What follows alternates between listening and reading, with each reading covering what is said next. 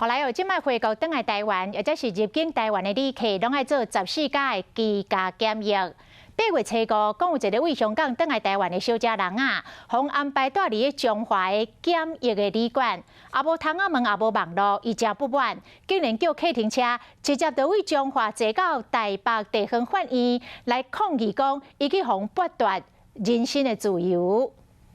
12号他就是凌晨擅自离开防疫旅馆后失联，那他并非一个确定感染者啦，也并不是所谓的防疫漏洞，在进到检疫所之后，也会再帮他做一个检验。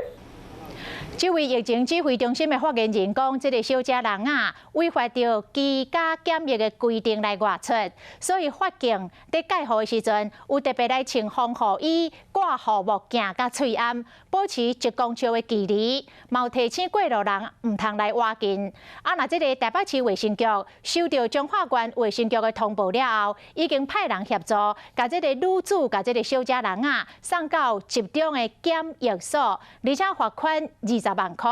当时法官嘛认定，伊的人身自由并无去互剥夺，并无来符合着提审的要件，所以甲驳回了。